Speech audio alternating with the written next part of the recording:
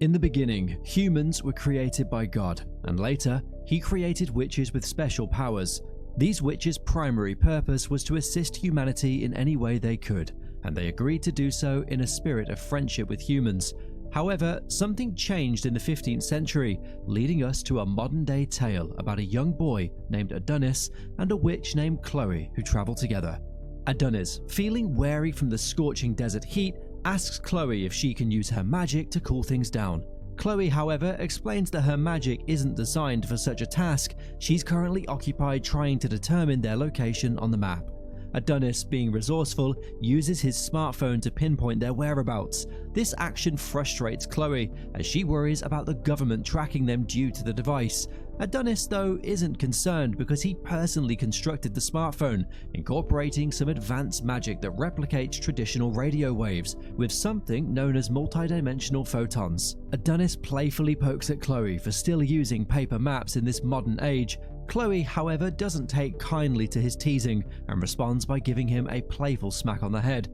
Following a minor scuffle, she urges him to get up so they continue their journey. Adonis doesn't harbor any hard feelings about the playful smack. Instead, he wonders why they always have to be on the run. Chloe, with her ever-cheerful smile, explains that the reason is due to her being a witch. Adonis surprises Chloe by saying he'd prefer to study under her instead of going to school. They exchange playful banter about their age difference. Adonis admires Chloe's strength despite their hardships. He even wishes he could eliminate all the humans causing them trouble. Their journey is soon cut short when a military squad approaches. Adonis wants to handle it, but Chloe insists he's inexperienced. The squad was deployed by the King of Humanity with the intent to capture them. However, they get news that the squad sent to capture Chloe has failed. This frustrates the king, and thus he takes out his anger on the messenger. Adonis questions why Chloe won't let him fight alongside her. He even drops a massive sword from the sky to prove his abilities. Chloe hesitates because Adonis is human, and it frustrates him that he can't protect her. The Kingdom of Ruin's second attempt at capturing Chloe and Adonis has finally succeeded after the use of advanced teleportation technology. As the king delivers a speech announcing their aim for world domination and the eradication of witches, Chloe and Adonis suddenly appear on stage. And Adonis charges forward to help Chloe escape, but they're overpowered with the help of a machine which nullifies magic. The king humiliates Chloe, threatening her with a gun, to which he proceeds to shoot her, then after displaying her head as a trophy, as a token for humanity's technological advancements, and Adonis is powerless to save her. A decade later, humans suffer under the Kingdom of Ruin. Within a detention cell, two malnourished women fight over a piece of bread. A compassionate girl by the name of Dorica offers her bread to them, a girl who, despite their dire circumstances, maintains a positive outlook. After witches were eliminated, humanity's technological advancements led to a never-ending war. Dorica tries to cheer up Anna with a puppet show. The puppet show had managed to lift Anna's spirits temporarily, but unfortunately, the moment of happiness is short-lived. A guard entered the room and started calling out numbers. Anna was horrified to hear that she was assigned the number 218. Her friend, Dorica, quickly noticed her distress and, in a selfless act, swapped numbers with Anna to shield her from potential harm.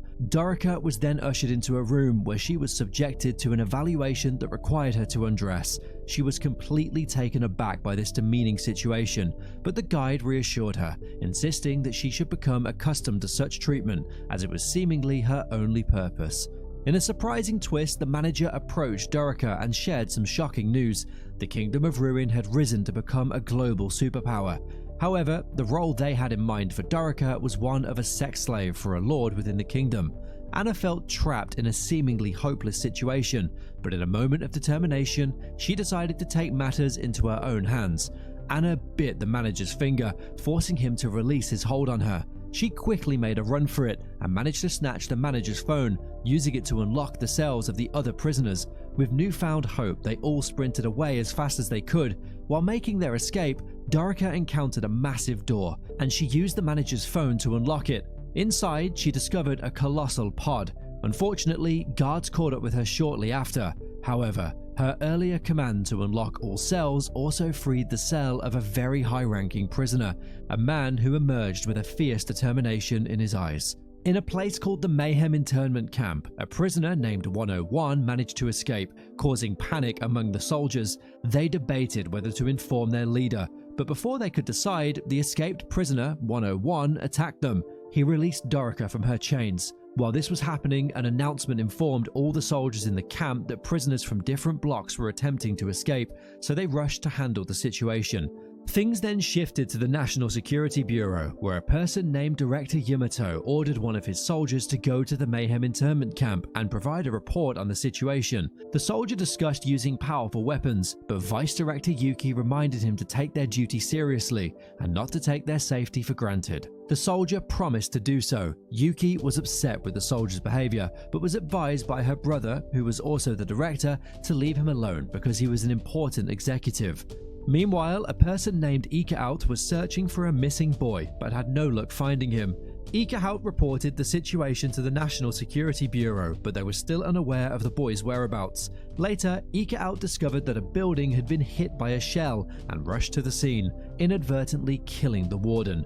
Dorica blamed herself for not being able to stop Adonis. Meanwhile, Adonis roamed around and saw news reports about the destruction caused by a giant bullet shell. He began to doubt whether seeking revenge was worth it, wondering if Chloe would have advised against it. He reflected on the past 10 years and made a vow to never forget what had happened. Adonis used his magic to summon a massive stone golem and rode in its palm. Someone called the police to report a giant in the city, but the officer initially thought it was a prank. However, the caller insisted it was real, and a car even crashed into the police station. The officer decided to arrest the driver, but then noticed the giant outside and contacted the National Security Bureau. The giant started destroying the city, and citizens ran away in fear. Dorica suggested that Adonis should run away while he still had the chance. Things then shifted to the National Security Bureau, where Director Yamato declared a state of emergency and requested air support. Yamato was astonished by the immense size of the golem and realized it must be powered by magic. He urgently sought information about the DM, presumably a device, which was located underground.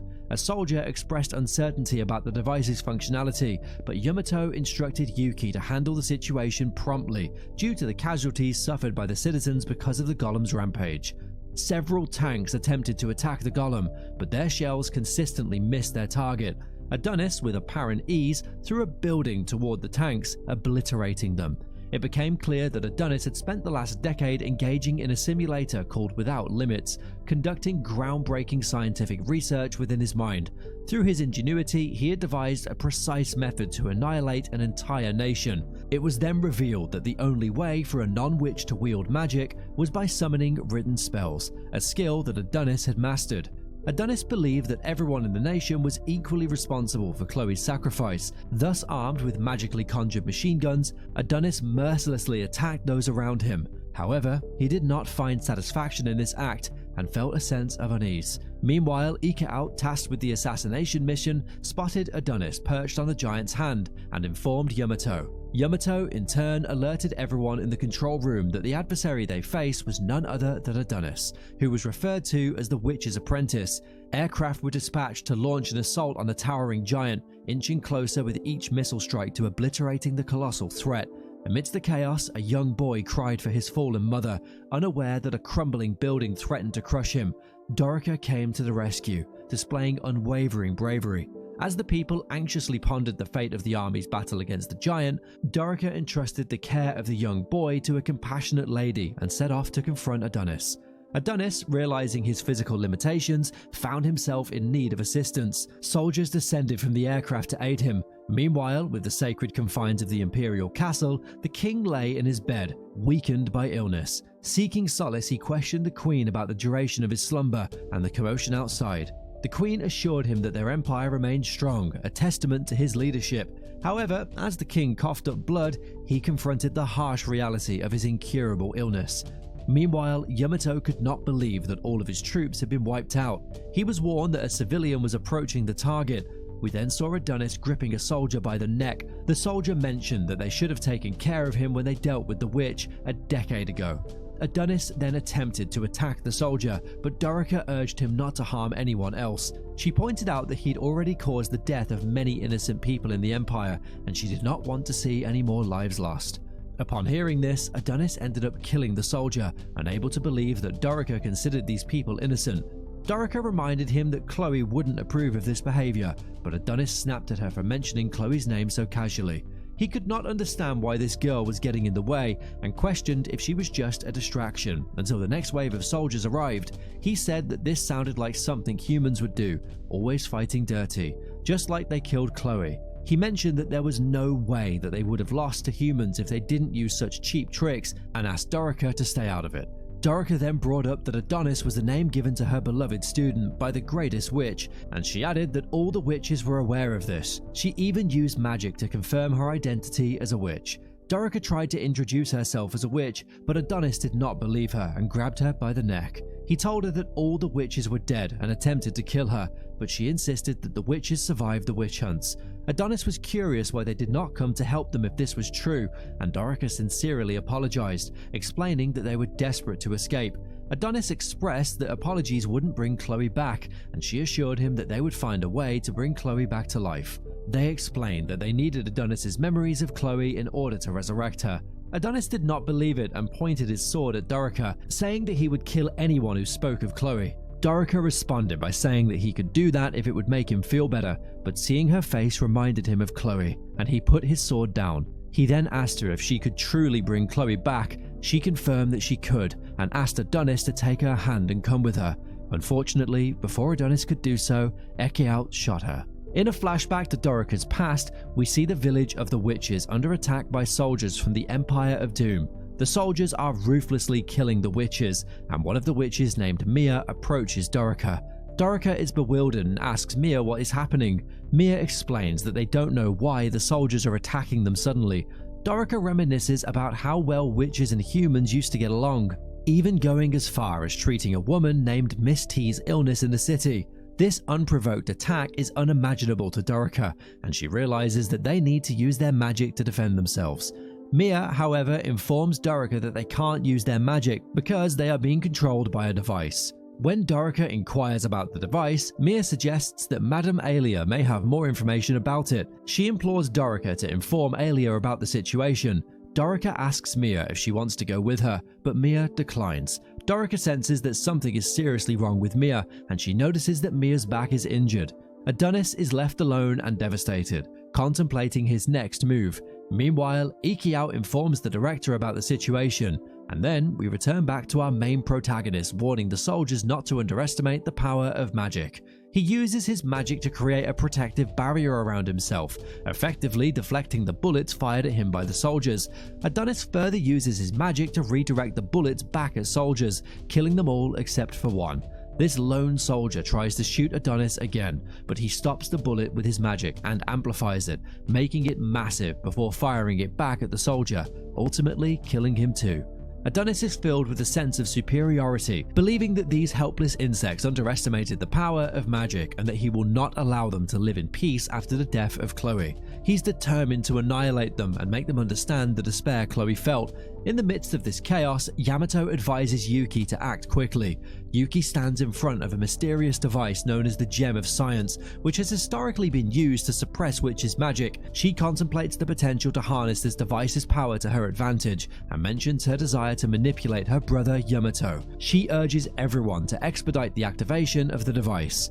Thea reveals that they suspect the particles emitted by the photon suppression device may have infected the human body and are responsible for an incurable disease. This is the first time she has heard of such a consequence, and Yamato realizes that the device has been concealed for this reason. Thea explains that without witches to cleanse the environment and the atmosphere, the particles have wreaked havoc, wiping out nature.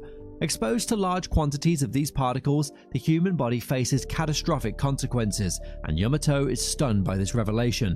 Thea emphasizes that this is the reason for the king's illness, and Yamato grasps the gravity of the situation. Thea reminds Yamato about the individuals who once stood before the device to protect humanity. Yamato realizes that these particles have had a profound impact, and Thea urges him to leave the area, now that he knows the truth. However, Yuki remains resolute in her decision to activate the device, determined to eliminate the threat posed by magic.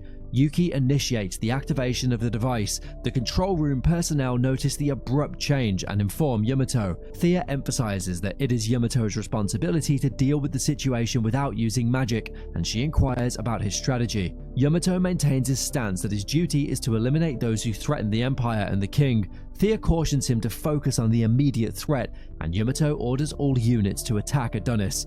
In the face of impeding danger, Adonis reaches for his quiddle, but one of his soldiers unexpectedly shoots him. Another soldier witnesses a building collapsing nearby, and as the building crumbles, the first soldier uses a blade concealed in his pistol to attack Adonis. In Adonis's final moments, he believes that he will finally be reunited with Chloe. The second soldier disables Adonis, emerging from the debris of the fallen building. The remaining soldiers express jubilation at the death of the witch's apprentice, and they commend the soldier who delivered the fatal blow. In the control room, the personnel note that this outcome demonstrates the power of the Empire, led by Yamato. Yamato contacts everyone and expresses his gratitude for their efforts in defeating the witch's apprentice. However, he urges them not to celebrate prematurely and emphasizes the need to recover Adonis's body and assess the damage inflicted on various parts of the town. He calls on everyone to join the rescue team and assist the victims of this catastrophic event. After Director Thea and Yuki are taken for treatment, the scene transitions to the king delivering a speech about the disaster. The king acknowledges the continued existence of magic and the enduring presence of abominable acts in the world. He reveals that the boy who was taken from the witches 10 years ago has now been unleashed upon the world, considering it a dire disaster. The king expresses his frustration at their inability to determine how Adonis had used magic as a human and warns against fear. He reassures the people that the Empire is at the pinnacle of the world and they possess the power of science and unwavering resolve. He encourages the people to take pride in being born in the Redia Empire, emphasizing that the old world has vanished and the nation has become a new deity. The scene shifts to a girl named Ari, who watches the king's speech on her smartphone while at school. Her teacher acknowledges the recent tragedies and the upcoming national mock exams. A fellow student questions why the witch's apprentice sided with the witches when he was a human. The teacher suggests that he may have been influenced or brainwashed. Ari observes the proceedings, and one of her classmates approaches her, claiming to understand what she's going through. Ari responds with frustration and disbelief at the situation, not quite understanding the magnitude of recent events. The scene then transitions to Ari visiting a memorial where people mourn the victims of the disaster. Ari questions why the soldiers haven't done more to protect the people. She reflects on the fact that she was on a date with a boy named Tuma on the day of the disaster, but he was killed when a building collapsed. Tuma expressed surprise at Ari's dedication to leave him, as she had confessed her feelings to him earlier. In the present, Ari regrets her decision to leave Tuma and even finds herself strangely attracted to the man who used magic to kill her boyfriend. As Ari looks at pictures, a mysterious man suddenly appears behind her. This man is revealed to be a government agent. Panicking, Ari attempts to delete the pictures, but the man assures her that it's unnecessary. The man warns Ari not to share what she saw and promises not to report her. He examines that the witch's apprentice is considered a dangerous criminal responsible for the disaster. Ari is shaken but makes an excuse to leave quickly.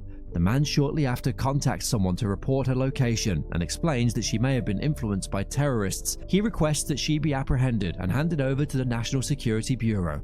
Meanwhile, Adonis opens his eyes and the situation grows more perplexing, with uncertainty for what entails in the near future. Thanks for watching today's video, and don't hesitate to comment for part 2.